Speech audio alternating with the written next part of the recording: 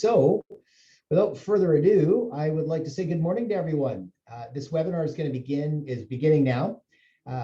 On behalf of the Real Estate Board of Greater Vancouver, I'd like to thank you for joining us today. I'm your moderator, Josh Bath. I'm in my 30th year as a practicing real estate agent. I'm an owner-broker of 3 real estate offices, and I sit on a few committees for our board and one at BCREA.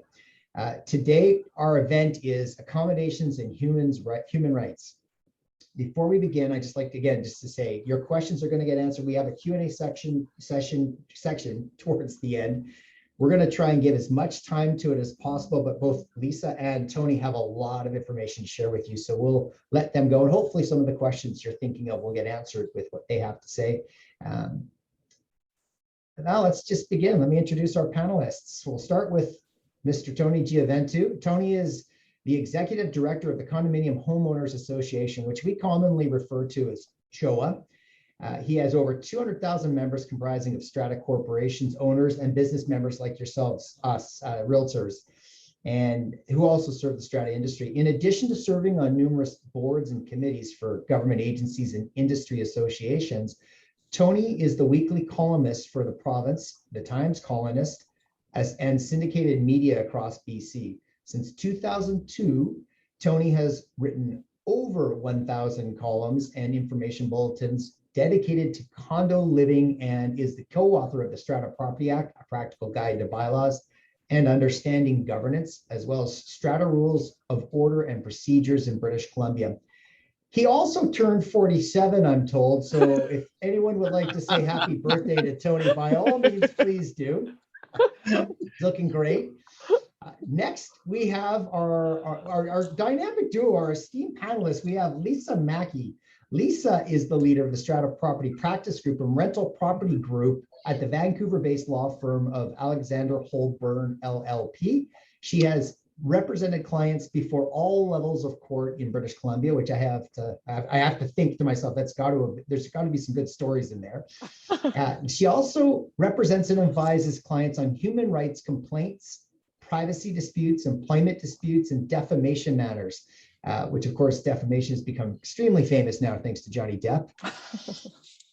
Lisa has earned significant recognition in the legal industry and has been a trusted legal resource for various print and television media publications on strata property and residential tenancy issues, including CBC Radio, CBC News, Canadian Lawyer Magazine, Canadian Apartment Magazine, Canadian Real Estate Wealth Magazine, City TV, Breakfast Television, Times Colonist, Metro Vancouver, the Province, and Canadian Property Management.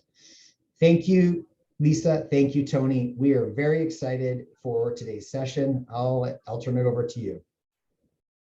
Fantastic. Josh, thanks for having us. And Tony, it's nice to be reunited with you again for another session. It's a monthly event.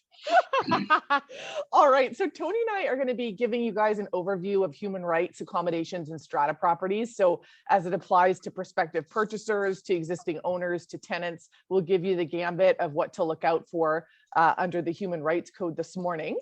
Of course, you've got a lawyer in front of you right now, and there's a privacy disclaimer on everything. So we're learning today. It's not legal advice, but if you do have a question after the seminar, feel free to reach out and we can answer your questions offline. This is our educational menu for today. So the main course is human rights, but if we have time, what we'd like to do is offer some amuse-bouche topics that have been cropping up on our desks recently. I know that Tony fields a lot of questions about this, so have I. So we'd like to explore the developments with parking decals, selling tenanted or rented properties, and special levy payments and refund obligations as well. So let's see if we can make our way there. So the main event, human rights and stratas. So Lisa, your slides aren't changing on the screen. Oh, they aren't. A little technicality. Hit the slide presentation window in the bottom right corner. Okay, let's do and that. And that might make that work. I had there it on we mine, go. But... There we go. Oh, is that working now? Okay. Yeah. So it appears differently on my screen, but there you go. Yeah. Okay. So you're one slide after us. There you go. So. Okay. So do you see, Tony, the Can I Keep My 2 Dogs, 3 Cats, and Pet Python? I do, and I really Perfect. want to know if I can keep them. So It's an excellent question. I'm glad you guys asked us this question. And so that's sort of a nice catch-all catchphrase in terms of where we're going with human rights right now. Tony and I will chat about some latest developments of accommodations, what accessibility looks like, alterations for property, and what to keep in mind when we're advising purchasers in purchasing in a strata property as well. So Tony, do you want to talk about the fundamentals? Yeah. Well, I actually want to talk a little bit about the myths, because you attend so many meetings, I chair so many meetings, and frequently we'll have people who are not Canadian who will stand up at a meeting and they'll say, well, according to my civil rights, park those somewhere else on another border. That's not the way it works in our country. You don't have these types of enshrined rights when you buy into a strata property. You're collectively bound to the bylaws, the rules. You're collectively bound to the approved resolutions of the corporation, and then of course the legislation being the Strata Property Act. And then your rights around human rights that deal essentially with occupation and accessibility. Those rights are enshrined in the BC Human Rights Code. So when we're looking at the basic fundamentals, it's not a right that's granted to you. It's a condition that created those rights, and it's it's a little bit of, I think, a bit of a reality check for everyone. And the intent, of course, is that we always come up with balanced, equitable communities where people who are minorities or who have special health conditions or medical conditions, where they're not discriminated against, and where we find ways to accommodate people who have special needs or special requirements, or we don't treat them differently. One of my favorites, I was looking at a bylaw this morning. One of my favorites is the Strata Corporation bylaw that permits Christmas decorations only between December 15th and January 5th, then they have to be removed. And yet that community has changed dynamically. And they don't permit decorations during Diwali or Eid or any kind of celebrations that may be different. And so we get into, now we cross into other areas, being religion and culture, if we're not careful, creating bigger decisions. So, as we go through human rights, it's always worthwhile to step back. One little tidbit that I would suggest, though, especially as trading services agents, if it's going to be a struggle for your buyers already before they bought in, because there are accommodation conditions that there's some resistance again, look at another property. Don't move to other properties. It's going to be a long-term struggle if it's already started as a struggle, and the confrontations aren't going to get any better, and your clients aren't going to be happy in the long term. So think about that as we evaluate these, but as you go through your cycle of offer and purchase. And actually, Tony, that's a great point, because a lot of people think that when you file a human rights complaint, you get a very quick remedy or get a quick result. And unfortunately, over the years, the tribunal has been inordinately backlogged to the point that people are not getting their hearings for several years. And so it is a long journey. And as Tony just mentioned, it's important to consider, am I up for the challenge? Is this the property for me? And if so, I need to be prepared to wait for that outcome if I establish that resistant response at the get-go. So when we're talking about accommodations, we're talking about accessibility for the large part in housing. And one of the myths that Tony and I have reviewed before is the understanding that a building condition is immovable, that it's not subject to change depending on the population that reside there. And that's certainly not the case. So when the individual buys into a strata property, the current condition of the building doesn't establish the condition it needs to remain in. It is subject to the Human Rights Code and accommodations, and that applies to purchasers, owners, tenants, occupants. Everybody's entitled to consideration of their requested accommodations, and a strata has to genuinely consider that. request as well. And I don't know about you, Tony, but I know that frequently when I'm chatting with strata councils, they are under the impression that people automatically have to look elsewhere, for example. So our building isn't equipped with a ramp. Therefore, a person who has a mobility challenge shouldn't even entertain to move into our building.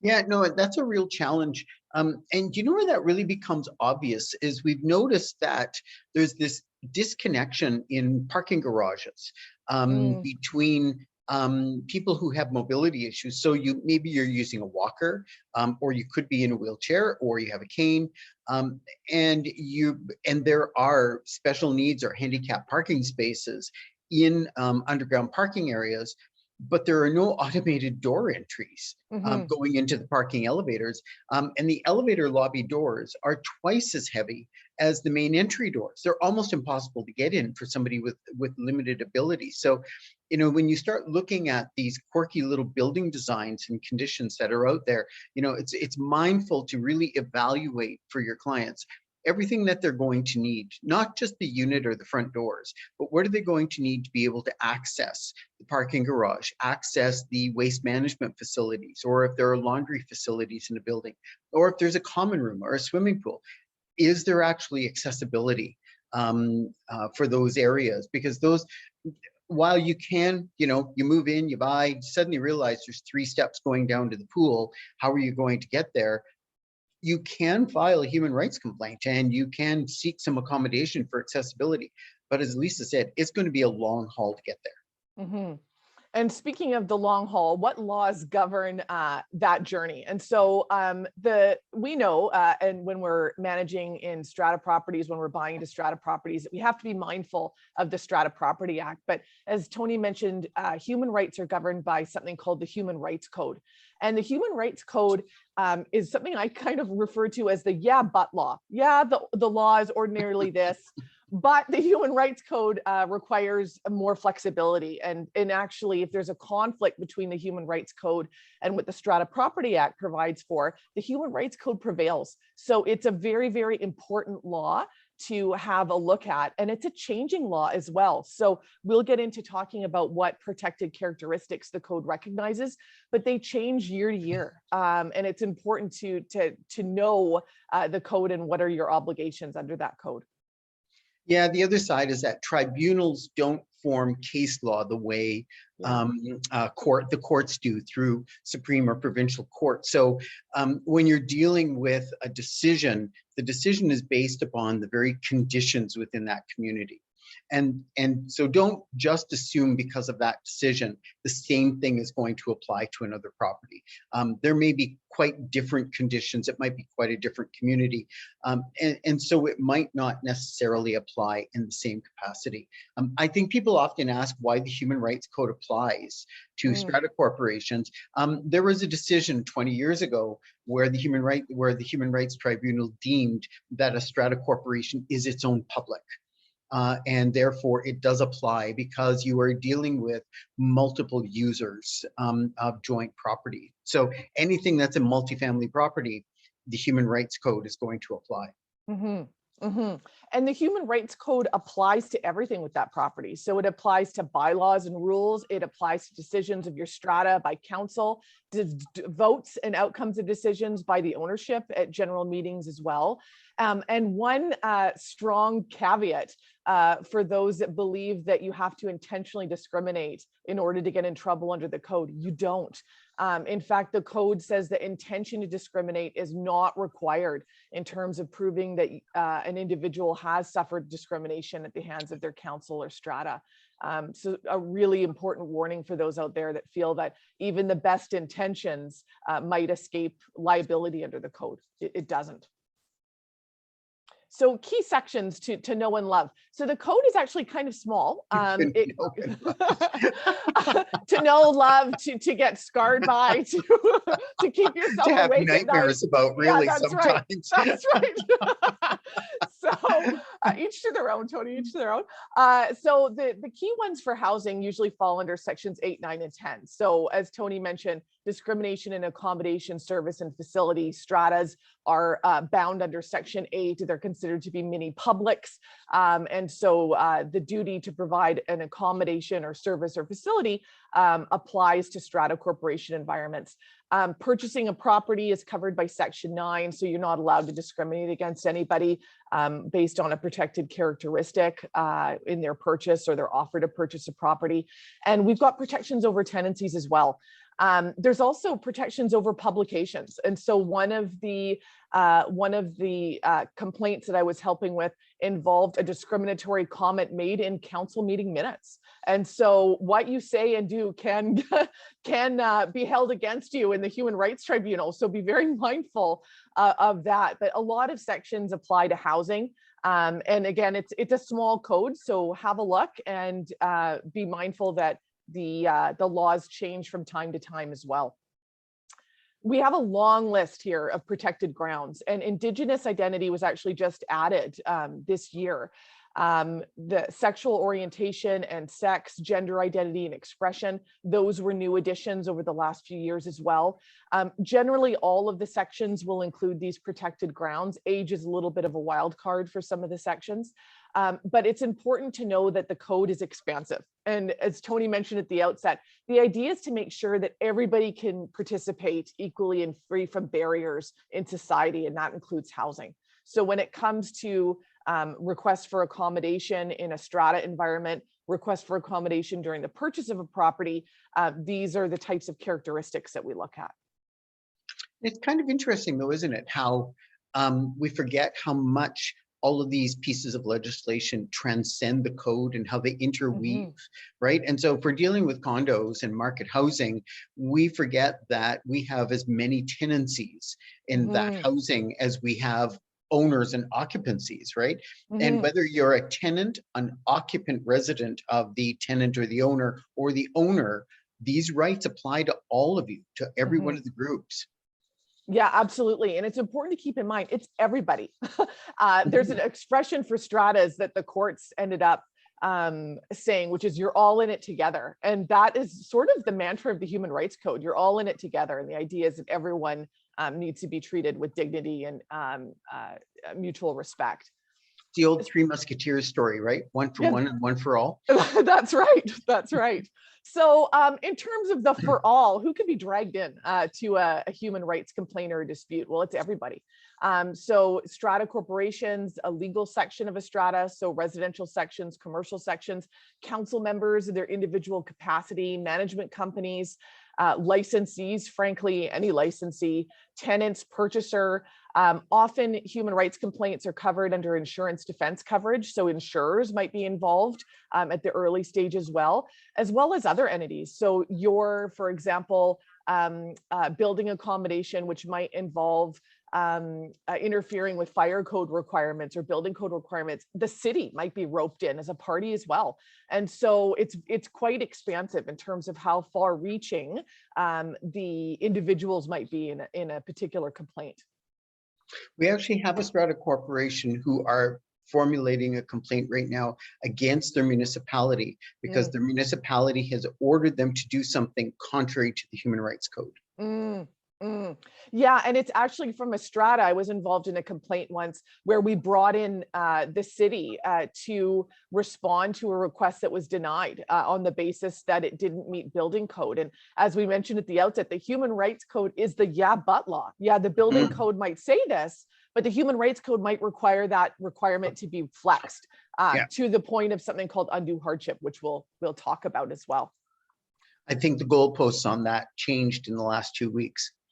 Yes, I agree with you as well. And so in terms of some breaking news, we'll talk about some cases in terms of how far one needs to go to establish undue hardship under the code. And the answer is pretty darn far. And so we'll get there to the recent complaint that you might have read about in the paper recently. So what does discrimination look like? Sometimes it's hard to identify.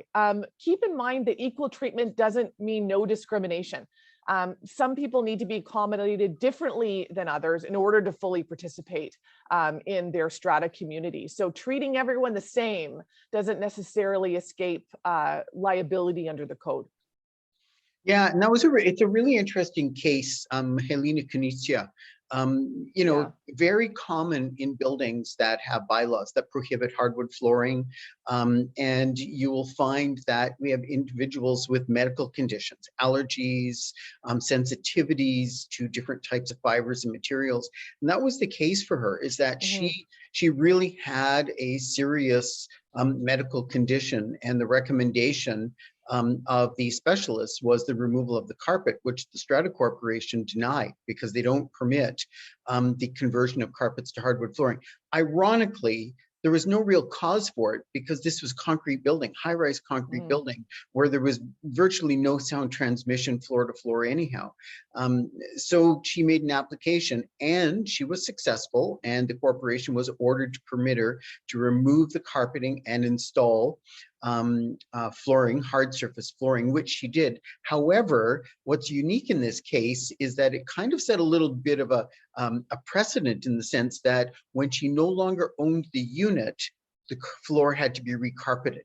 So the accommodation was granted, but it was granted provisionally, which I thought was quite interesting. And that may be a condition that exists in a number of communities. Yeah, and keeping in mind that the accommodation isn't for the property, it's for the person. So it sort of makes sense that they would say, well, Strata, we know that this is your ordinary rule. And so when the property sells, it'll need to be restored to the original condition. So you can kind of see where the tribunal is trying to balance the Strata Property Act with the code.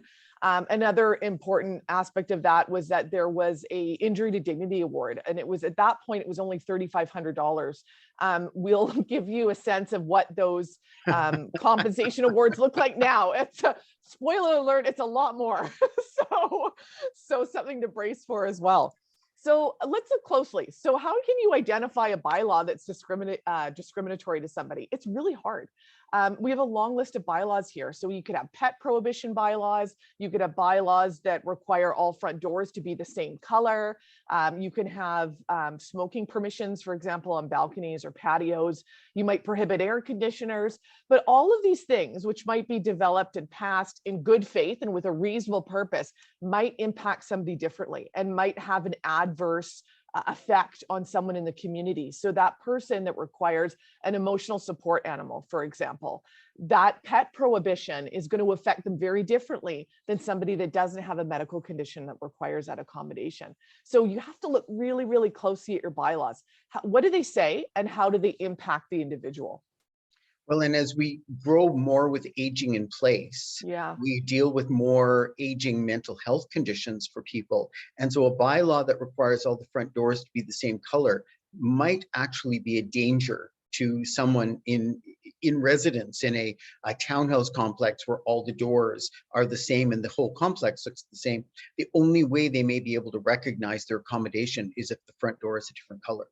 So, there are reasonable arguments for why these occur. I would think under those circumstances, a Strata Corporation would be reasonable to say, absolutely, we will accommodate, we'll permit this to be altered or changed. However, when the person is no longer residing here, it has to be returned back to the original. So, there are solutions as we go through this, but always start with the position of what's necessary and what's possible. Let's see what can we do to make this work. It will be your best remedy as you move through any type of human rights issue. Yes. And the other important thing to keep in mind is that your bylaw, your rule might be totally neutral. It might have been generated for a particular purpose. It might have addressed an issue with your community, but it affects people differently. And so, as Tony says, you need to be considerate. How does this bylaw apply to this person? And what is possible in terms of the level of accommodation that we can provide for that request for accommodation? So under Section 8, which is the duty to provide accommodation services and facilities free from discrimination, there's a kind of a two-step process in how the tribunal looks at these complaints. The first part of the step is that the person that's initiating the complaint has to establish something called a prima facie case of discrimination. So they need to establish, I have a protected characteristic under the code, and we had that long list of characteristics that the code recognizes. I've been treated differently in terms of the strata providing an accommodation service or facility, and that might include bylaw enforcement, alteration requests, or any other accommodation request. And the strata's decision or council's decision included my protected characteristic as a factor. So if they can establish those three things, then you're right on your way to establishing that there might be a viable complaint here. It's funny, I hang on the word, I've been treated differently. Yeah. Because there are individuals who've been on Strata Council far too long, and they probably should be taking a back seat, but they will frequently treat people rudely or inappropriately, Right. and respond in really aggressive ways. Doesn't mean they're treating them differently.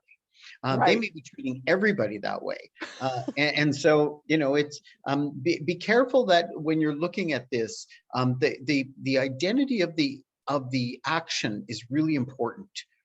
Differently means I'm going to be held out to a different standard, or I'm going to be held out to different conditions from everyone else.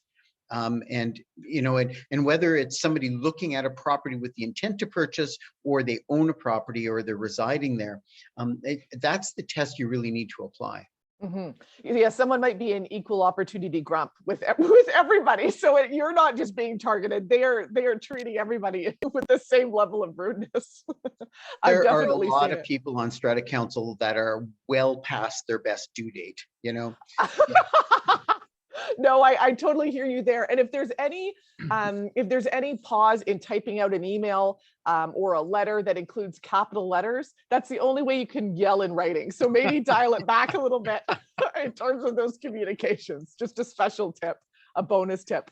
So in the event that the complainant's able to establish that initial case of discrimination, then the burden shifts. It goes on to the strata, whoever the responding party is going to be. So they need to defend themselves. And how do they do that? Well, they have to show that what their decision was or what their action was reasonably necessary to accomplish a purpose or goal in managing the strata property, that it was implemented in good faith towards achieving that goal. And that the strata could not have achieved that goal without reaching a limit called undue hardship.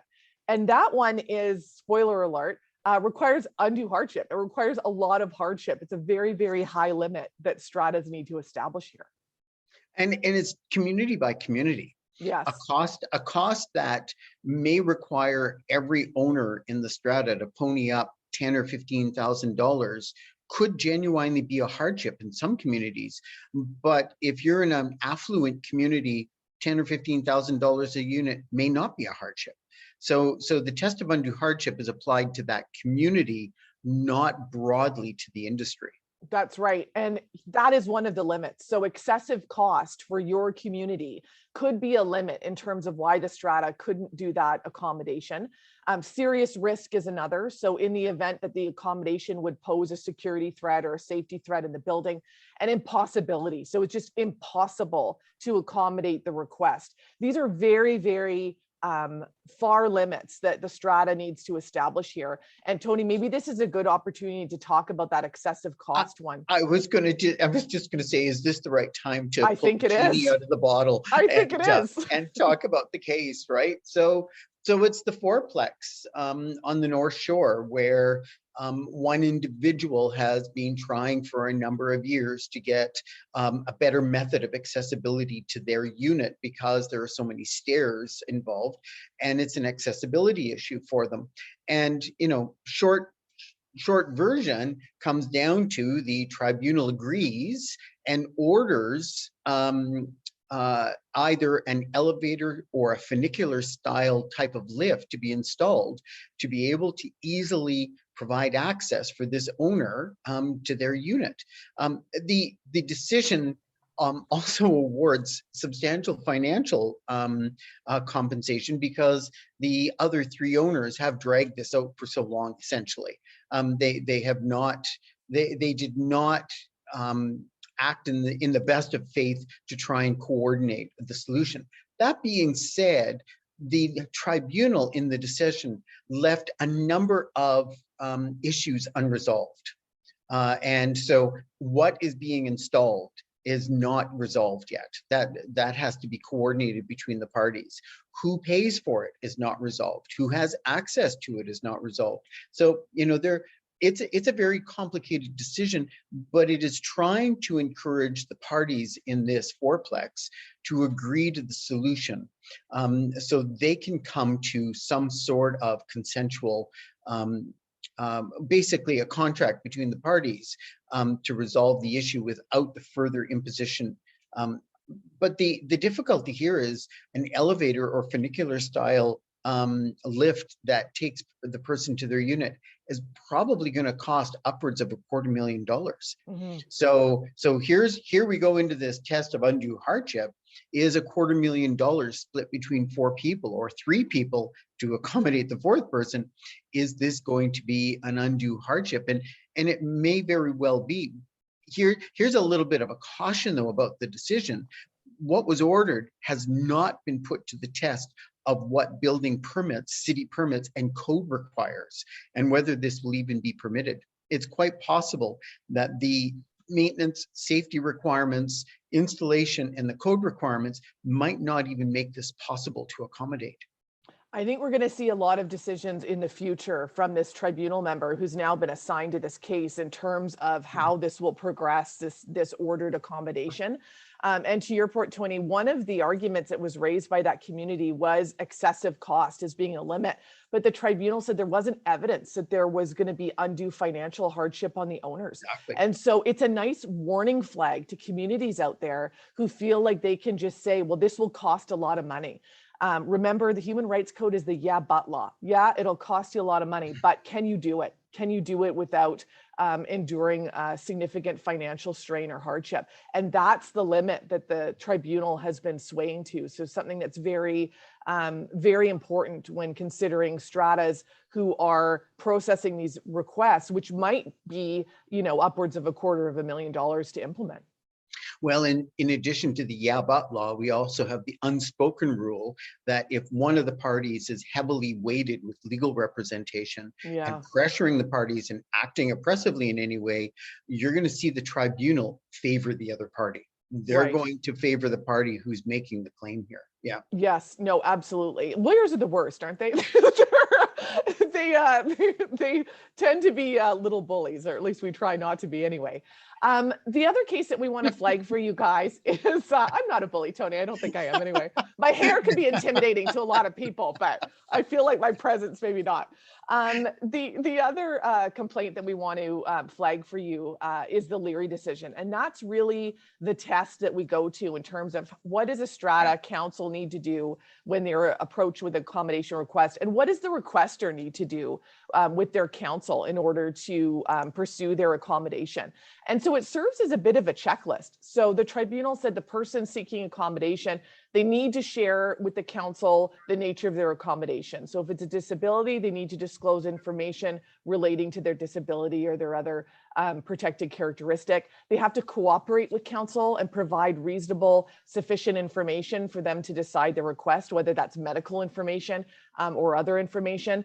You have to remain cooperative as well. It is not a request for perfect accommodation. It's only reasonable accommodation. So it is a bit of a partnership here. And you have to work together to explore what would reasonably accommodate the individual and the circumstances. And ultimately, the individual also needs to cooperate with professionals and other parties that the strata might retain to help guide them in processing their accommodation as well. So it's not just a one-sided process. It's very much a partnership when it comes to exploring accommodations under the code. Yeah, and you apply this test, which from my perspective, from a consumer perspective, and from a principle of law, you look at this test, this was one of the best written decisions, I think, that the tribunal has ever produced, because it really did consider the perspective of all of the parties in a really broad collective way. Really the adjudicator here totally understood the implications of what would happen to the broader communities from this. And this test has been incredibly helpful for strata councils and property owners and for agents and services. It really is exceptional. But apply to this test a smoking situation. Someone is in their unit, they have serious health issues, there is smoke contaminating their unit from another party, they're making a claim. The strata council is most likely going to be requesting that there be very detailed in-suite testing of air quality and try to source out the location of the smoke. It's incumbent on the owner and the occupants of that unit to cooperate with that testing. Absolutely. They really need to, they need to exercise almost, I think what this test is saying is, I need to be as cooperative as the applicant, as the corporation is, as the post manager of the property. Absolutely. There is a duty on both sides. And in fact, the tribunal will dismiss a complaint if it looks like the complainant hasn't been cooperative with the council at the outset. So very important. So what does the council need to do? Well, they have to take the request seriously. They have to consider it in a timely way. You need to gather information to make an informed decision. Keep that medical information or private information private. This isn't something that gets disclosed in the minutes or circulated at a general meeting, which I've seen happen. And consult those with experience and expertise in the area. So consult when it comes to a major building renovation or upgrade. For example, that tram case that we were talking about, you're going to be needing to talk to engineers. You're going to need to be talking to people that can ask the right questions to determine whether or not this is actually feasible for the community, and if so, how much. There's a phrase that the BC Lottery Corporation uses, which I actually use for stratas, which is know your limit, play within it. So you want to make sure that when you're making decisions, that they're informed decisions. And if you don't have the information, if you need advice, you seek advice from those that are the experts or qualified in their field. Yeah, the worst problem that we always have with every one of these decisions, every one of these applications, is almost in every case, there's been a serious breach of confidential information. Council members go home, they talk to their spouse talks to 4 other people in the building, and before you know it, the confidential details of the application are throughout the community. And then these people start to get targeted and they start to be treated differently. That's really part of the problem. And remember, minutes are an advertisement for your community as well. So people will look at this, prospective purchasers, in determining, do I want to live with this community? If the minutes are reading like a soap opera, it potentially is a deterrent for most. Maybe it's an attractive quality for some, but who knows? So there's TMI, right? There's too much information in most strata minutes. Really, decisions, who they relate to, that's all that needs to be in the minutes. Yes, although some people are TMM, tell me more. Yeah, exactly. So who knows? Okay, common requests. So when it comes to accommodations for stratas, we've got a laundry list of requests here that might happen. So changes to the property itself, ramps, lifts, electronic door openers, levered handles, assistance with entering a swimming pool, intercom systems. You might have other bylaws that govern pets, prohibitions on certain alterations that will need to be flexed as well. Your community might have age bylaws, and somebody might require a live-in caregiver or caretaker that doesn't meet that age bylaw. There's a duty to accommodate and flex with those bylaws as well. So a lot of different requests in terms of how people use and enjoy their strata lots that needs to be considered here. Yeah, I was going to say, when we start looking at bylaws, age bylaws, I think, are becoming much more onerous. I agree. As communities are aging in place, and aging in place means your building may need modifications for you to have accessibility. It didn't 20 years ago when you moved in at 55, but now you're 75 or 80 and there are accessibility issues. This is where it starts to have real repercussions against the property and the property owners and the users. So when you're looking at all of these requests, you have to look at them. It's kind of like you're looking at a statue, but you're walking around it and trying to figure out what angle or what facet is really going to impact your community. And speaking of impact, what will impact your community worse than a remedy ordered by the tribunal? And so what do they have the power to do? The tribunal doesn't have the power to punish. That's not the intent. The intent is to restore somebody to a place they would have been, but for the discriminatory act. So what can the tribunal do? They can order a community to stop doing something or to do something. They can declare a decision or a bylaw or an action as being discriminatory. They can compensate the individual for their tribunal-related expenses, as well as compensation for something called injury to dignity, feelings, and self-respect. And that's a truly compensatory award. As we mentioned earlier, that award has been growing over the last few years. So just some quick statistics. Usually we're looking at speeding tickets, so about $5,000 or less. But we are now seeing higher and higher awards. So in my experience, the minimum award that has been doled out recently by the tribunal is at least $10,000. And we have a high watermark at the tribunal of $176,000. And so we're not talking about small amounts of money that the community might be owing the individual after, at the end of the day, being ordered to do other things. And so something really to keep in mind in terms of settlement as well, not just that you want to resolve the claim, but you might be on the hook for compensation at the end of the day.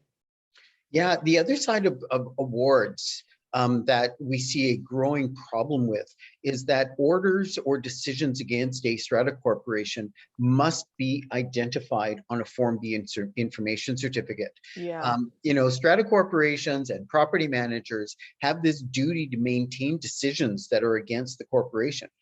Civil resolution tribunal, court decisions, arbitrations, orders to the tribunal, and there's a duty to disclose them. And your buyers may very well look and see, hey, wait a minute, there was a, you know, John Smith versus Strata Plan 123 5 years ago. Before we buy, let's go to the tribunal site and let's have a look. It very easily could impact their decision to purchase or not. But I would be looking closely at my Form B information certificates to identify whether there are any court or tribunal decisions against the corporation. I agree. And check out the paper. I mean, that's another issue too, is that people seem to lose sight of the fact that the media will get a hold of these stories as well. They're public interest stories. And so you don't want your community to have a reputation as being difficult or discriminatory towards people of certain needs. There's a lot of cases that we're not going to talk about all of them, obviously, but the key here is that the complaints in strata living have been more and more and more and more over the years. And I can never pronounce it, Tony, but the Koniznia, I think that's how. Konnichiwa. Thank you very much. That was really the first one that hit the scene back in 2003, and things have really changed since then. And so the duty to accommodate is expanding. The injury to dignity awards are growing. It's something that communities need to take seriously. No, absolutely. And, you know, and as we go through all of these identified cases, it's clear that it grows, right? The expectation is growing. But, you know, many of the communities, whether they're rental properties or nonprofit housing or strata properties, so many of the communities are really strapped with building systems that are non-compliant. There's a fair road to move ahead for accessibility and accommodation. Oh, I believe it. So in Vancouver, which is where I practice, there are a lot of 3-story, 4-story walk-ups that have an aging population in the rental building or the strata that will need to grapple with these genuine accommodation requests for chair lifts and for other mobility aids in terms of people who reside on any floor but the first floor. So these are real issues that are facing our community these days. You mentioned the media, and I'm very cautious about ever speaking about human rights decisions in the media, because, you know, the media motto is, if it bleeds, it reads, right? And so they're looking for sensationalism. So even the recent case with the fourplex, it was inaccurately and poorly reported. through the media. I wouldn't rely on the media. If you have an interest or you have a decision in a strata, go right to the tribunal website. All the decisions are there. Or you can go to the CanLII website. That's the other alternative, which provides a really great search access for British Columbia specifically. Yeah, go straight to the decision. So keep in mind that articles are written with a certain perspective. And so what better way than to actually go to the tribunal website and see exactly what the tribunal member decided. So let's be the judge, Tony, on this scenario. So Goldie Oldie is seeking a rental hardship exemption from her strata on the basis that she's recently retired, moving to an assisted living facility, needs to rent her property as a source of income. Goldie advises that she cannot sell her strata lot in this market, given the COVID pandemic and social distancing restrictions. Do we see any human rights issues here? Well, potentially there could be. If they made a decision without verifying her financial status, I would say yes. But her financial status may be that this isn't a hardship. That this could very easily be that there is no hardship. But the other side is during the COVID pandemic was one of the best times to sell your real estate because the interest rates were so low. The argument that you can't sell because of COVID and social distancing was just not on the table. It wasn't a credible argument. Well, and renting was very unattractive at the time as well, because initially it was impossible to evict somebody for unpaid rent. So Goldie Oldie, I think, should reconsider her her strategy here and what would actually accommodate her transition to assisted living. But the circumstances, she's made an application. She hasn't, other than making a statement that she can't afford it, she hasn't actually provided information. So is where the duty of the corporation to gather information comes in. Ask for financial information, special circumstances or conditions, and she does have an obligation to provide all of her personal financial information in consideration of this exemption. That's right. Okay, how about this one? An owner in a Burnaby apartment-style strata corporation recently sustained a physical injury causing permanent mobility challenges. They've asked for a wheelchair ramp to be installed in the building lobby. The strata property manager declines the request on the basis that the building code requirements for ingress and egress to the property, and that would be breached, and the cost of the installation is not in the budget for the next fiscal year. Well, I think this one's pretty straightforward. Whether you're aging in place, injured, or whether you intend to move in and there isn't a ramp, the strata corporation is going to will have an obligation to accommodate and accessibility for this building. You know, what's interesting is this came up last year in a building that right next to the entry is where the ramp for the parking garage is. And there is an elevator in the parking garage on P1 that people can easily use. Their solution to the owners was just use the parking garage. Bring your clicker, use your wheelchair, go into the parking garage, use the ramp. It wasn't a solution because the grade of the slope of the parking garage empty was terrifyingly steep, didn't meet a safe grade.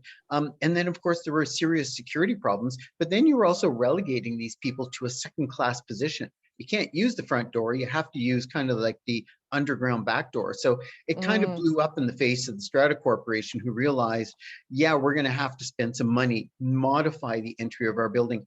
Modifying buildings, just as an update in the long term, for accessibility is a significant, really a significant value added benefit to buildings. And if the building is not of the zoning or the size or location where it's a potential to be redeveloped, it's a good investment. Everyone in the building is going to age at some point. So, you know, the strata manager probably is going to get named in the human rights application here, is what's going to happen. I don't know. Can you think of a better solution for the corporation, Lisa?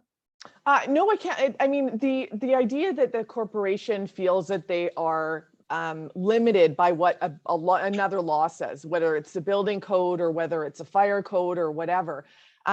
You have to keep in mind that the human rights code prevails in the event of a conflict. So reaching out and getting that professional advice, looking into it to see whether or not there is an undue hardship that might result. So if there is a safety or security risk, by installing or making those upgrades, then that would be something to consider and might not be an accommodation that the strata could provide.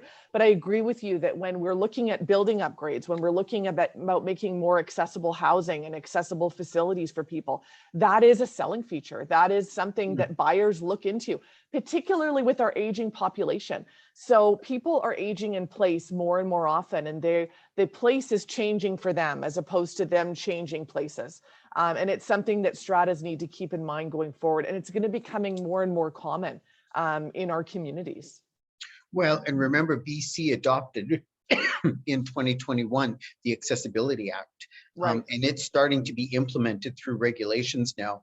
And that alone, in addition to the Human Rights Code, is going to have a significant impact on aging buildings. Absolutely. So that is the end of our main course. And so we're happy to go into some little amuse-bouches. But my thought is, Josh, if we have any questions out there, maybe we could address those before moving on. Fantastic. Yes. Well done, both of you. Thank you. And as always, there is a ton of information in there to mull over, think about, perhaps be a little scared, maybe somewhat confident. I'm not sure. And no, your hair is not scary either. I just want to make that comment. Oh, thank you. I appreciate that, Josh. It's not intended to cause fear, but there you go. Well, okay. Well, on that note, let's dive in. We do have some questions sitting in here right now. First one coming from one of our members: how to deal with repeated noise in an apartment. The tenant will not stop playing loud music after midnight, even though a security guard has put warnings on their door saying, hey, no. What are your thoughts on that? Well, and probably insult to injury, they're playing music you don't like. Well, that's a bylaw enforcement matter. And so, and it sounds like there's a tenancy piece in here as well. So something to keep in mind for landlords. Landlords, you're responsible for your tenants in a strata property. So if you're not enforcing the terms of your lease, the strata can go after you, and they can go after the tenant for breaching various noise bylaws or use bylaws that this individual might be breaching. But it's really a bylaw complaint that the strata can pursue and really has to pursue. There's a duty to investigate as well. So, and also a duty to use discretion in the circumstances. So fining somebody repeatedly a certain amount or automatic amount on a fine isn't going to be passing muster at the CRT in the event somebody makes a complaint that their housing has been disrupted by this rogue tenant playing music at all hours. So the strata really needs to dive in here, and the landlord really needs to dive in here to enforce the terms of the lease. And Tony, I suspect that you get a lot of questions with how far does a strata need to go when we've got a repeat offender in the building? Yeah, well, you know, just go and cut their electrical service off, and that'll take care of the music. So, if only it were that easy. I think a note to landlords, though, is that when a strata corporation gives a notice of complaint to a tenant, and tenants can be fined, people forget that tenants can be fined, but when they give a notice of complaint to a tenant, they must copy that complaint to the landlord. So the landlord or the owner of the property, whoever is, you know, directly managing that property, and it frequently doesn't happen. And so then the landlord finds that they've got this bill standing on their account for $550 of fine violations. And then there's this list.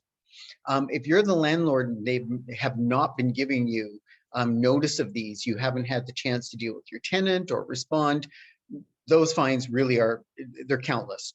They're worthless. There's nothing the corporation can do about it. So, you know, it's as a landlord, pay attention to what's happening with your buildings and with your tenants. I've seen recently, which on Form Fs, there's been this growing increase of amounts attached to Form Fs that nobody can identify what they're for. We've seen this complaint a number of times in the past month where a seller has sold their unit. The Form F is requested. Here's a little, you know, note to self. Request the Form F at least 14 days before the closing of the sale. It's good for 60 days, but request it at least 14 days before, because then you'll have time to dispute it. And if it turns out there's a claim on the form that you don't like or you disagree with, well, whether you like it or not, I guess is kind of irrelevant. But if you disagree with it and you have no evidence and there's nothing to support it, you can take it to the tribunal. You can pay the amount into trust. You can take that matter to the tribunal, and you'll probably be able to recover it. But with the regularity of files being transitioned from management company to management company, oftentimes balances owing are transferred on the books, but there's no evidence to identify what those balances were. So that seems to be the source of where the complaints are coming from.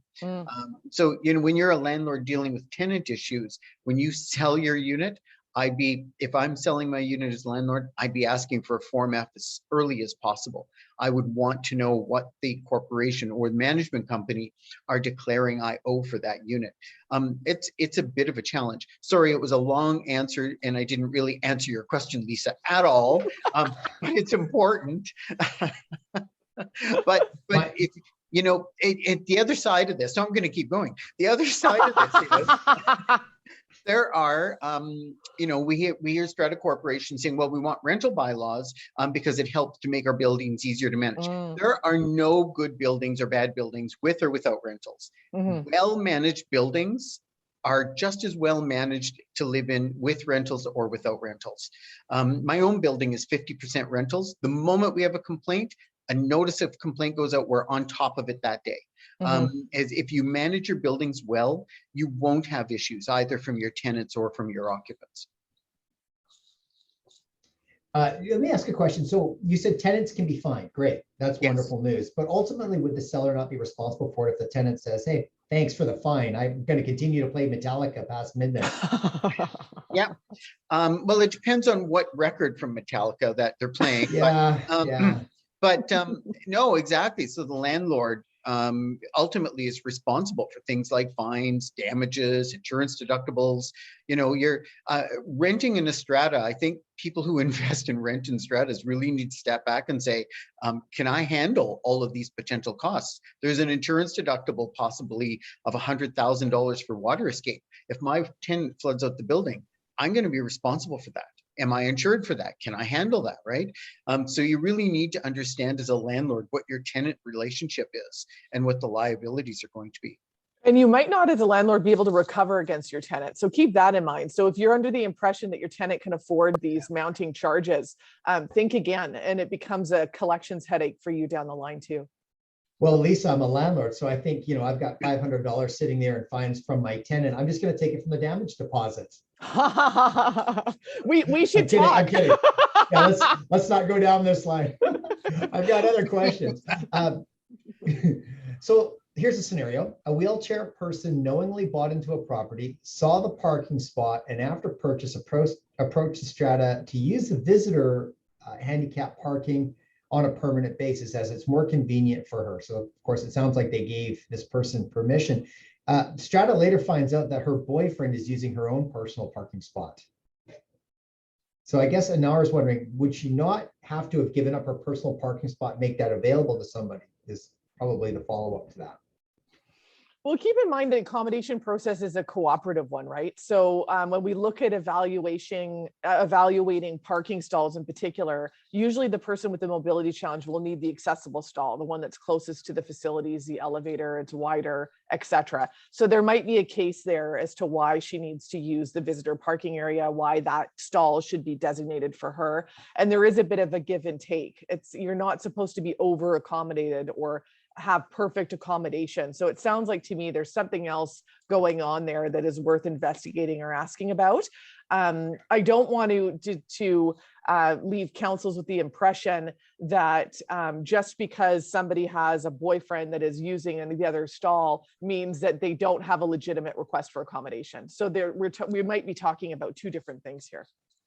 Possibly. Yeah, I know. Yeah. If you're listening, feel free to add a little more context for sure. Go I, ahead, I Tony. was going to say, and when you're talking about parking, there are no two stratas the same of the Agreed. 34,000 stratas in BC. The parking's different allocations for everybody. This could be common property that can be Yep. easily allocated, or it could be limited common property, or there could be parking assignments through licenses or leases. You know, where strata councils often get themselves into trouble is they sit around a table at a council meeting. Not one person has a copy of the bylaws in front of them, Or and the they all plan. guess what the enforcement or the outcome is going to be. You have to deal with facts. You have to gather evidence and information so that you clearly understand what you're dealing with. This happens all the time with alteration requests. No one looks at the bylaw. No one requests the very specific details of the request, and it becomes very casual. And if you don't get evidence that's very clear that you're going to need to grant permission or to challenge it or deny permission, or in the future, you might have a dispute, you're probably going to be in trouble. Okay. I'm going to go back to that scenario. So a little more context. The members asking, could Strata have negotiated with this person who's asking for a request to use the handicap parking stall because it's more convenient, and have her boyfriend use the her existing stall? Could Strata have negotiated something where she has to pay for that spot on a monthly? Is that possible? Ooh, that's a little bit more tricky. So you're not supposed to charge somebody for an accommodation. So you can't charge someone a fee or any money because they need accommodation for their mobility challenges. So it's no different than collecting a pet damage deposit for a guide animal. You're not allowed to do that. They're not a pet per se, they're a tool. And so I'd be very, very cautious against charging a user fee for somebody that needs a stall or a different location of a stall, but for the fact that they've got a mobility challenge. So, but to Tony's point as well, we would need to know a lot more information in terms of how parking is allocated and what could be done there. So Josh, I'm going to give you the typical lawyer response, but it depends. I'm going to say, as far as free legal advice goes on a webinar of this nature, we've gone as far as we can go. But you know, Josh, almost every answer to every Strata question is, it depends. Depends, yeah. Yeah. Agreed, totally. How frustrating. Here's one for you. Well, yeah. Are the Stratas obligated to provide Stratas closed court cases in Form Bs, or just the ongoing ones? Oh, interesting question. So a closed court case is open for up for grabs on a Form B. And essentially the way that the law works is if there's a judgment against or order against a strata, then those need to be disclosed in the Form B. If a strata succeeds in litigation or a legal proceeding, then no, that's not something that needs to be tagged on a Form B. You might want to boast about it, but I don't think legal proceedings are something to brag about. But yeah, even if something is gone and done and decided, it is with you forever on a Form B if there was an adverse decision against your community. So Okay, humorous beautiful. aside to that, boasting about it is a strata who got into a dispute with an owner in Point Grey. And the matter was over a difference of a repair of $25,000. Oh. So they contacted me a few weeks ago to say they won their case, right? And everything was fine. But it cost them over $50,000 in legal fees that they're not going to recover. Ouch. And I said, how could you have won when the original dispute was about a $25,000 difference of opinion? It cost you $50,000. Right. You know. No, if the you're real for winner what is you the want. lawyer. Yeah, exactly. This is yeah, when you're spending more to save less, that's a bit of a math problem. Yeah. Cutting off your nose to spite your face. That's right. So if I age in place in my own residential detached home, accessibility would be my responsibility. Of course, the costs encumbered by that would be also my responsibility. So why in stratas do I wish that the strata to share for my mobility issues, as opposed to me just saying, hey, I've got something that I need to be addressed and take care of. Can I pay for it myself? Yeah, I guess the question is, why is it different for strata than detached? I'll jump in first on this. Sure. Because I think the one thing you have to remember is when I age in place in my detached home, it's my sole property, my proprietorship. When I age in place in my multifamily property, it's not my property. It always goes back to, in a strata, your home is not your castle.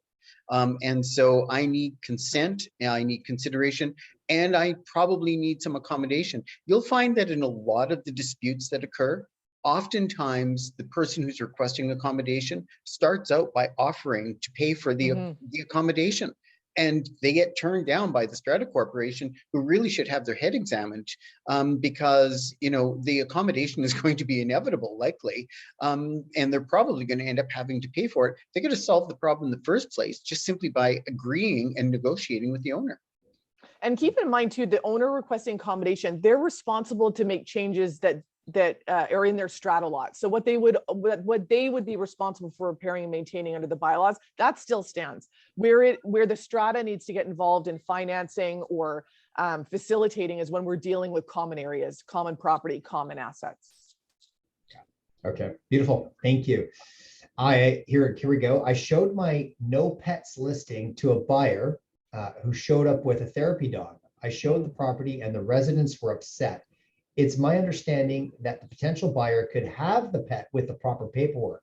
Question. So also, what is it with the handicap parking in strata? I sometimes see someone using them.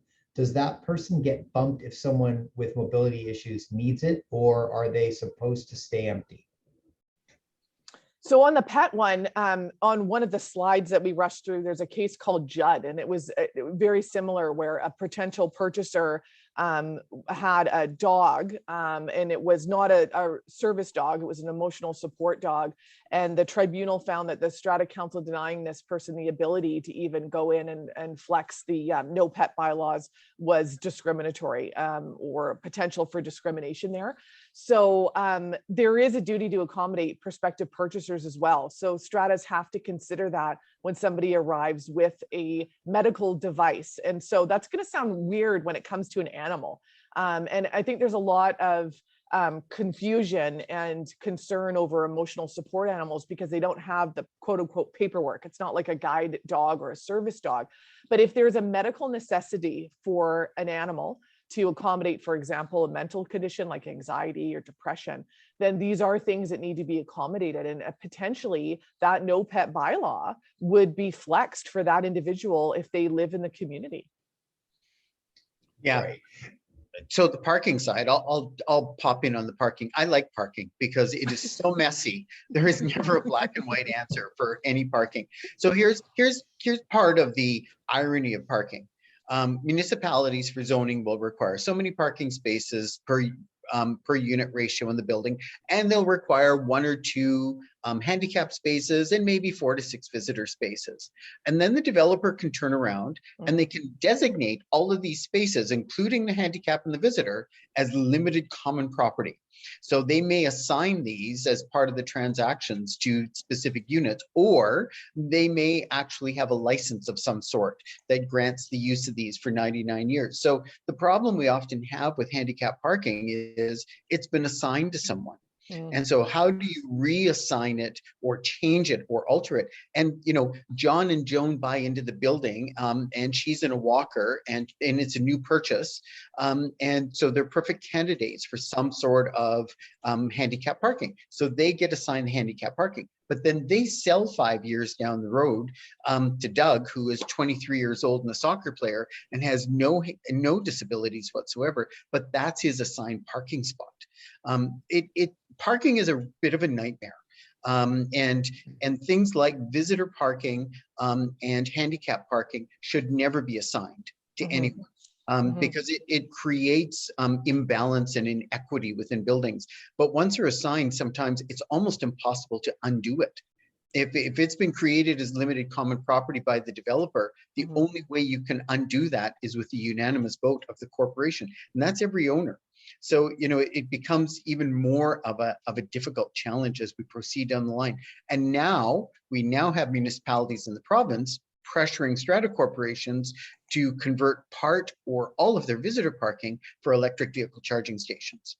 So we have more pressure either on the electrification of the parking garage for charging stations or visitor parking. So, we have all these pressures on parking. Some buildings have twice as much parking as they need, twice as much parking as parking stalls. Other buildings are at a 50% ratio. So, depending on the building, location, bylaws, designations, pull all of that together, you might be able to pull out a credible answer. Got it.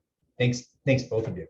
On the slide titled Protected Grounds, rules to prevent discrimination against, this is a two-part question. Rules to prevent discrimination against protected groups, but is there a rule that prevents discrimination for a protected group, like say public market housing for the vulnerable or marginalized? And I'll carry on. If you're providing housing to specific protected groups, such as marital status, single parent from abusive relationships, does that discriminate from anyone else, similar to the BC housing in the public sector? So the way that the code's structured on these sections is that you can't discriminate against a person or class of persons regarding certain features, and then they have the protected characteristics. So I think that's what this person is asking. So it might just be that the complaint is on behalf of a class, so an individual that is a member of a class. But by and large, the protection isn't going to be to an organization or to an association. They might participate in the complaint process in terms of providing feedback to the tribunal in terms of why it's important to consider this accommodation. I've certainly seen that before. But in terms of, say, a non-for-profit society having protected being a complainant themselves, or itself rather, I should say, no, I don't think the code would be the spot there. You know where that's a little weird, Lisa, though, is where we deal with market housing that was developed by church communities, by faith communities. And we certainly have them throughout the Lower Mainland. And where they actually have set their conditions within their bylaws, you cannot sell your unit to someone who is not of this faith or of this church community. They place restrictions on real estate that to start with, they're not enforceable restrictions, but then it does cross off to the line of a human rights violation. Well, it's interesting too, because certain municipalities will have housing agreements for rental developments as well, to say that you have to be, for example, Whistler has housing agreements that say you have to be an employee or a retiree of Whistler in order to rent in this particular building.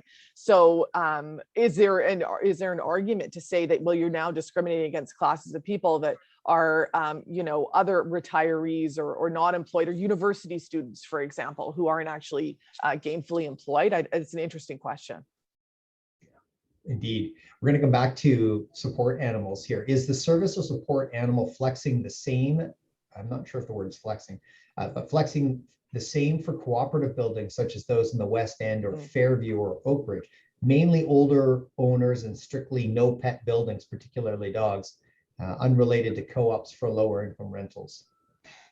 Yes, so co-op housing is governed by the code, rental housing is governed by the code, strata housing is governed by the code. Any of these multi-unit buildings, the requirement to relax or flex or set aside a pet restriction in these types of buildings applies to emotional support animals or therapy animals, as they're commonly known. So it is a consideration for those communities as well. Perfect. What has been the position in regards to automatic door openers and lobby garbage parking rooms for aging in place in respect to security for others?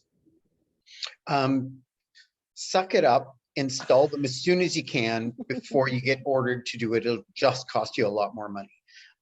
Accessibility, especially with the introduction of the Accessibility Act, accessibility in these buildings, multifamily buildings for access for people who have limited mobility is absolutely essential. It's not a major cost to install an automatic opener. They're fob activated, they're still secure. Everybody says there's a security risk. No, they aren't. They're just as secure as any other door locking mechanism. And in areas like garbage doors or storage lockers or club rooms often have higher fire rated doors on them. So they're much heavier with door closers. They're even more important to be able to put automatic door openers on because people may not be able to use them otherwise. And I've heard some concerns before saying that the automatic door openers stayed open too long and there's a risk that somebody will come in. It's no different than a parking gate, everybody. You can have a rule that people have to wait until the door is fully closed. So these are things that are achievable. We could do it. We could do it. How about tenants? We're going to switch gears. How about tenants having guests staying overnight that exceeds the number of occupants allowed under the bylaws?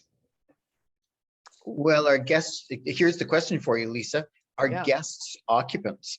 Yeah, I mean, it's interesting because we've got the tenancy world on there too, where technically under the Residential Tenancy Act, you cannot restrict overnight guests or the ability of somebody to have a guest. So guests are temporary, they're transient. So somebody having an overnight party where people crash on their couch is probably not going to be a violation. Somebody living in the property as a permanent resident likely will be considered to be an occupant, which has some more permanence than say a guest. But again, it sort of depends. Is that person genuinely living in the property on and off, and are they busting at the seams in their unit in violation of occupancy restrictions? Maybe, but that occasional, party that, let's say it's a Metallica player again, if they're having their friends crash out on their couch, then I wouldn't think that the municipality would bat an eye at that.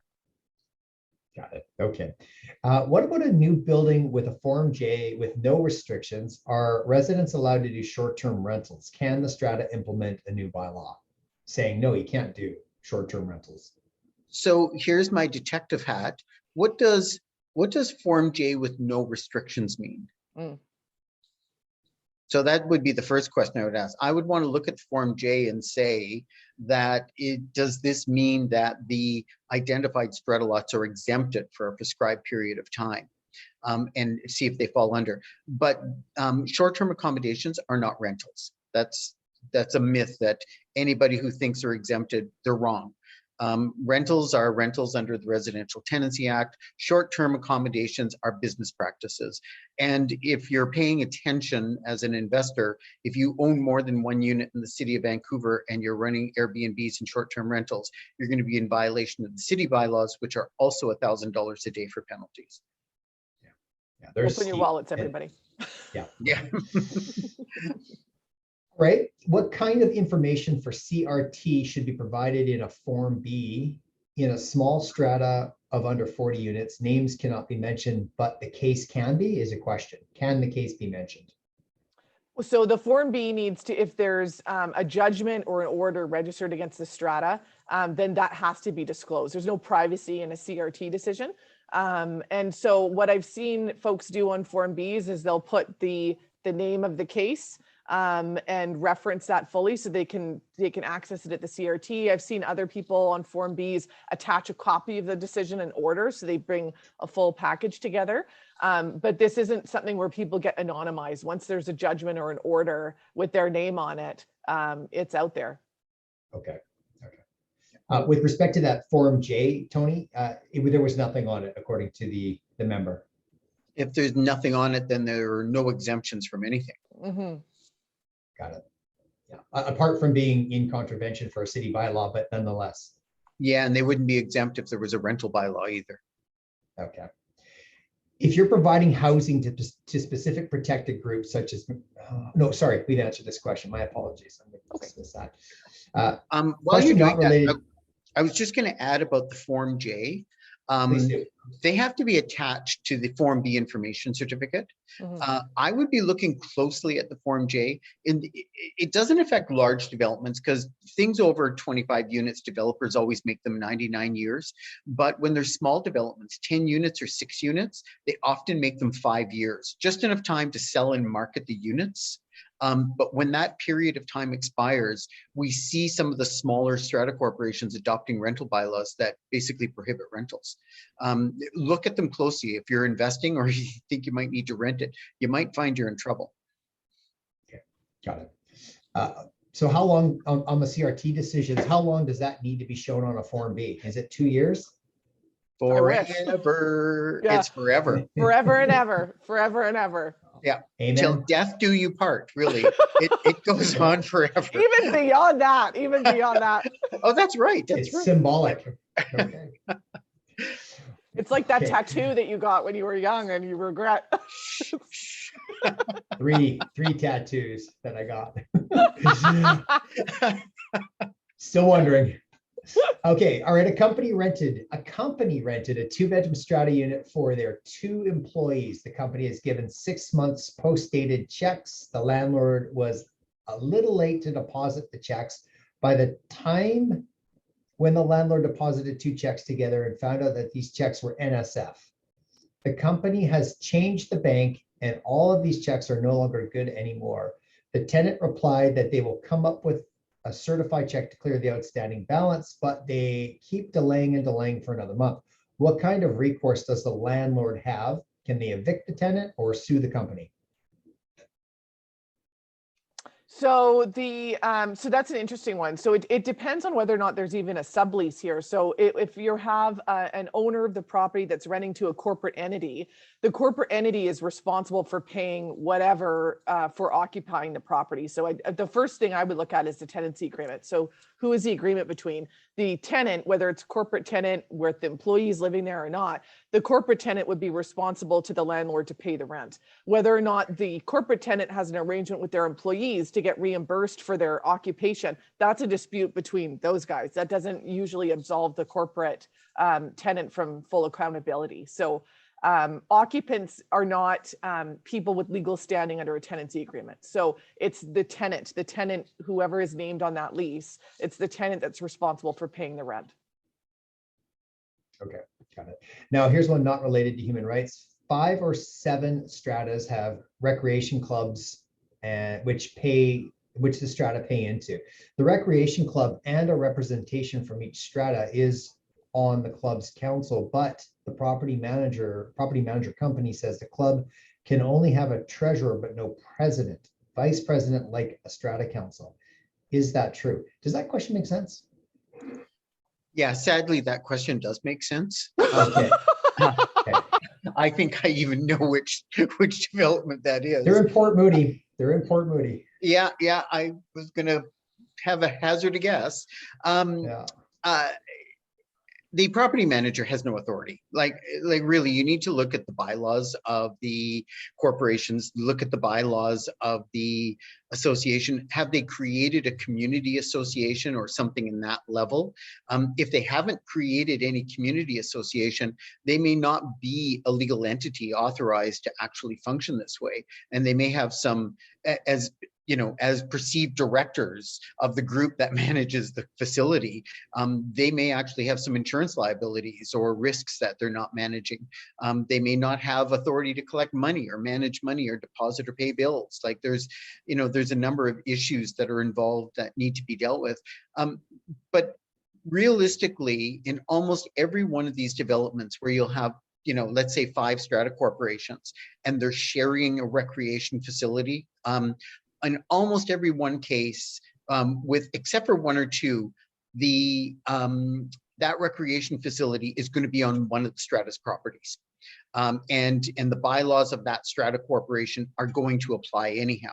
And so what you're going to be searching for is you're going to search for any easements or covenants that were created by the developer with respects to these recreation facilities, how they were set up, how they were managed. They might not have to have any kind of entity to manage this. There might just be a cost-sharing agreement between the 5 or 7 properties and how decisions are made. But with respects to authority and who makes decisions, it's the condo corporations, each of the strata corporations, each of the boards. The property manager just takes instruction. Okay. All right, then how long does we've answered that one. Sorry. This might be our last question for the day. And never has this ever happened in the history of U2, is that we might potentially be done early. Oh my God. 9 minutes early, mind you. We're so efficient. I'm going to read this question slowly. Prior to close, this is a good question. Prior to closing, the buyer's lawyer ordered a current Form B and discovered a new claim made against the strata. The date of the claim was after subject removal. The listing agent did not disclose the new claim to the buyer's agent. Does the buyer have any recourse, and if so, against whom?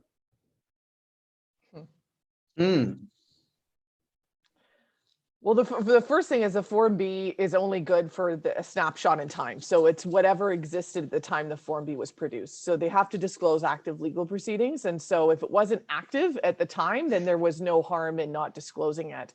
In terms of the due diligence, I don't know what the timeline would have been like before closing or subject removal, but if there is a bit of a lengthy period of time, there might be an argument to say that you need to do your own due diligence to request a new Form B, depending on how stale the Form B was. is the seller obligated to disclose anything that is not in the, yeah, I mean, that's an interesting question. I feel like I could really dive into that one on both sides. Mhm. It's also Yeah. possible the listing agent was unaware. Yeah, And it may have absolutely nothing to do with the seller. agreed.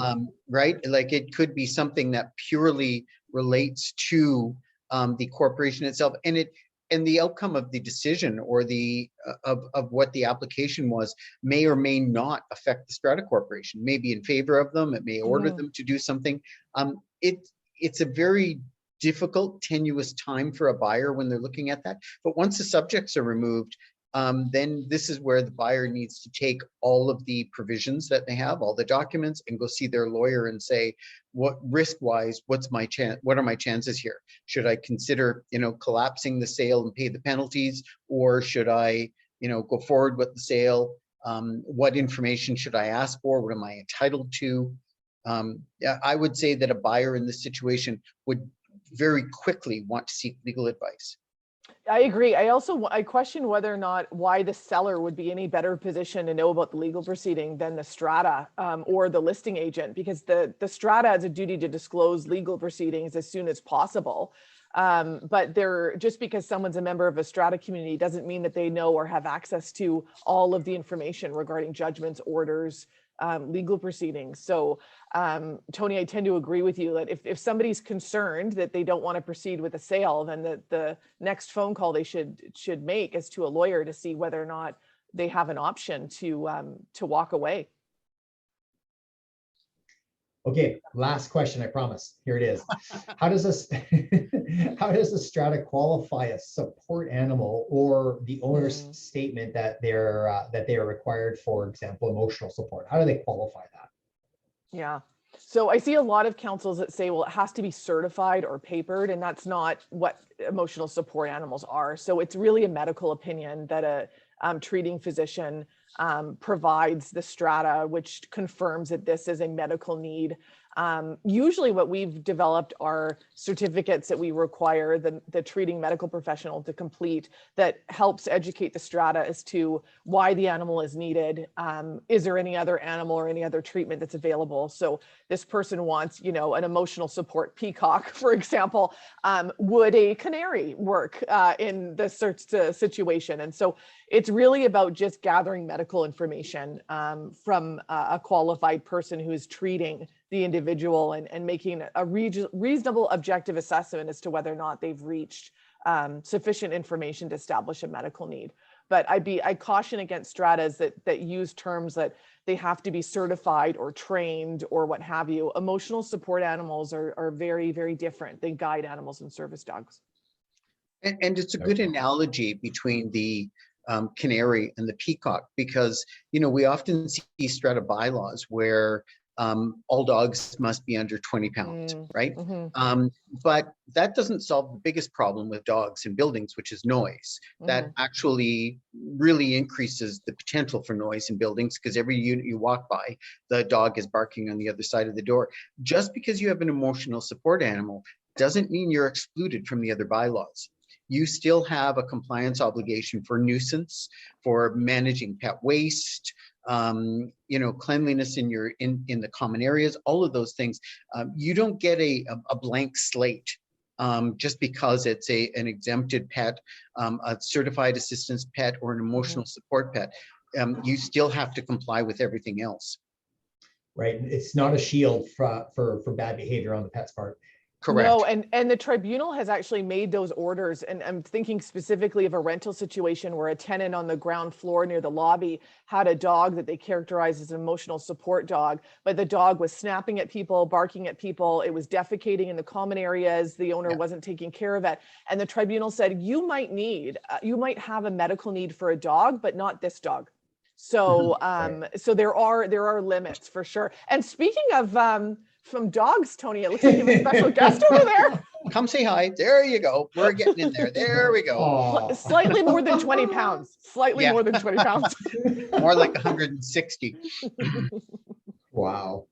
That is wonderful. On that note, I'm going to say thank you to both of you. Fabulous, fabulous webinar, incredible content, very insightful, a lot of great Easter eggs and nuggets in there that I'm sure all of the members are going to value and just be grateful to have been on this webinar. I want to thank you both very, very much on behalf of the Vancouver board. Your time is precious. We know that, and we're grateful for you being here. Thank you very much. It's our pleasure. Our pleasure. Thanks so much for hosting. Yeah. My pleasure. Before we go, for those of you that are in the room, the members, please, we'd love to hear your feedback from today's session. So when you log off, you'll get a pop-up link to our survey. Please fill that survey out. Your thoughts, your ideas around today's webinar was great. And if you would like to see more of this, let us know. Also, I would like to mention that there's an event taking place next year, a webinar next week, June 14th.